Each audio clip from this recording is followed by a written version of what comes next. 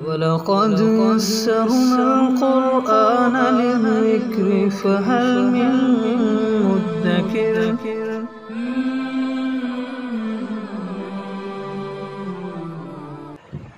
آیت نمبر 9 سورہ جن۔ اعوذ باللہ من الشیطان الرجیم، بسم اللہ الرحمن الرحیم۔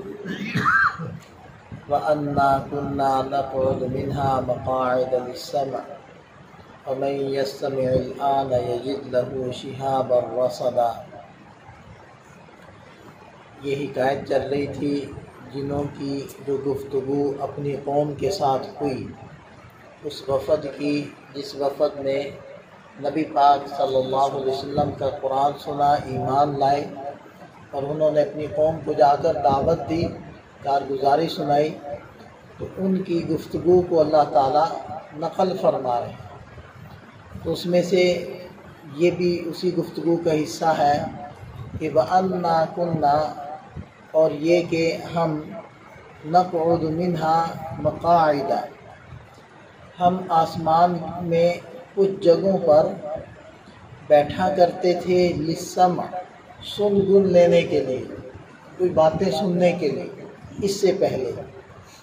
لیکن جب اب کیا صورتحال ہے، فَمَن يَسْتَمِعِ الْآنَ، تو جو اب سننے کی کوشش کرے اور اوپر جائے تو یجد لہو، تو اپنے لیے پاتا ہے، یعنی انتظار میں پاتا ہے، شہاب الرصدا، ایک شعلہ جو گھات لگائے ہوئے ہے۔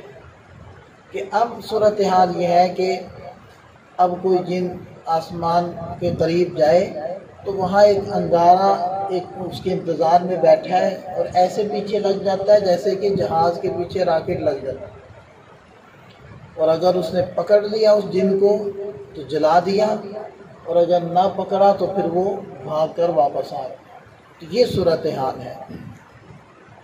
وَأَنَّا لَا نَدْرِي، اور یہ کہ ہم نہیں جانتے تھے، أَشَرٌّ أُرِيدَ بِمَنْ فِي الْأَرْضِ، کہ یہ جو ایک تبدیلی آئی ہے، ایک بڑی تبدیلی، کہ اب جنات کو آسمان کے قریب نہیں جانے دیا جا رہا، تو أَشَرٌّ أُرِيدَ بِمَنْ فِي الْأَرْضِ، تو اس سے اہل زمین کے لیے کچھ شر کا ارادہ کیا گیا، ام اراد بہم ربہم رشدا، یا پھر ان کے ساتھ ان کے رب نے کوئی ہدایت کا ارادہ کیا، کہ اللہ تعالیٰ کو خیر آسمان سے اتارنا چاہ رہے ہیں، اور یہ چاہتے ہیں کہ جنات اس خیر کے اندر کوئی رخنا، کوئی رکاوٹ نہ ڈالیں، اور اس کا یہ انتظام کیا گیا۔ ہمیں اس چیز کا پتہ نہیں تھا، اور ہم اسی چیز کا اندازہ لگانے کے لیے زمین پر پھرے اور ہم نے تلاش کیا، تو پھر ہم نے نبی پاک صلی اللہ علیہ وسلم کو قرآن پڑھتے ہوئے سن لیا، تو ہمیں اندازہ ہو گیا کہ یہ جو آسمانوں پر پہرا لگا ہے، اصل میں اللہ تعالیٰ اس سے انسانوں کے ساتھ، اہل زمین کے ساتھ خیر کا ارادہ رکھتے ہیں۔ وَأَنَّا مِنَّا الصَّالِحُونَ وَمِنَّا دُونَ ذَلِكَ، اور یہ کہ ہم میں سے کچھ نیک ہیں اور کچھ اس کے علاوہ ہیں۔ دیکھیں، یہ بھی گفتگو کا ایک انداز ہوتا ہے، یہ بھی ایک طریقہ ہوتا ہے کہ یہ نہیں کہا کہ ہم میں سے کچھ نیک ہیں کچھ بد ہیں۔ جیسے بعض دفعہ یوں کہہ دیا جاتا ہے کہ جی آپ کی بات مجھے درست معلوم نہیں ہو رہی۔ ایک تو یہ طریقہ ہے کہ آپ جھوٹ بول رہے ہیں، آپ غلط کہہ رہے ہیں، اور ایک یہ طریقہ ہے کہ مجھے آپ کی بات درست معلوم نہیں ہو رہی۔ تو یہ اسی طرح کا انداز ہے کہ ہم میں سے کچھ ایسے ہیں جو نیک ہیں اور کچھ ایسے ہیں جو اس کے علاوہ ہیں۔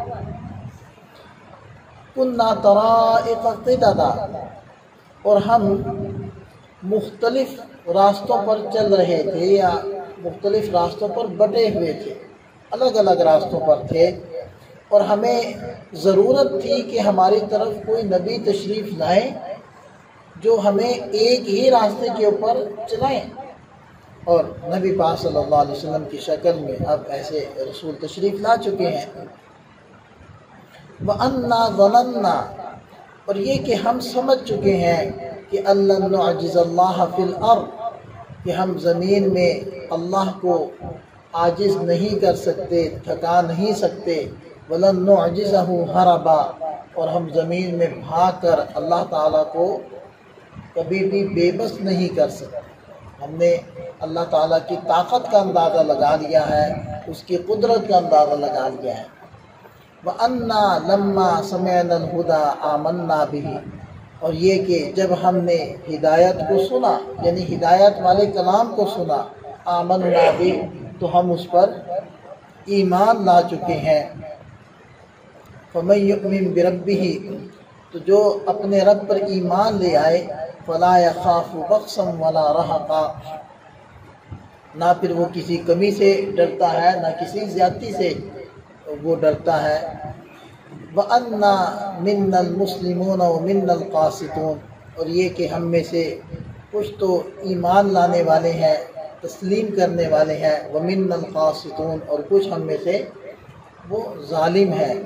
فَمَنْ أَسْلَمَ فَأُولَئِكَ تَحَرَّوْا رَشَدًا، جس نے اسلام قبول کیا، تابعداری کی، فَأُولَئِكَ، یہی وہ لوگ ہیں کہ تَحَرَّوْا رَشَدًا، جنہوں نے ہدایت کے راستے کو ڈھونڈ لیا، اس کو تلاش کر لیا۔ وَأَمَّا الْقَاسِطُونَ، بہرحال ظالم ہیں، فَكَانُوا لِجَهَنَّمَ حَطَبًا، تو وہ تو جہنم کا ایندھن ہے۔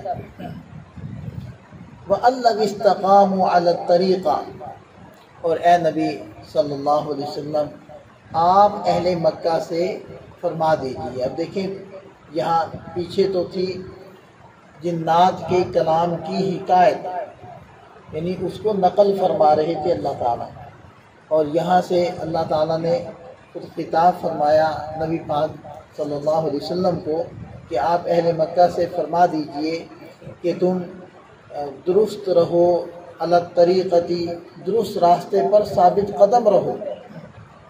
اگر تم درست راستے پر ثابت قدم رہو گے، لَأَسْقَيْنَاهُمْ مَاءً غَدَقًا، تو ہم ان کو وافر مقدار میں پانی سے سیراب کریں گے۔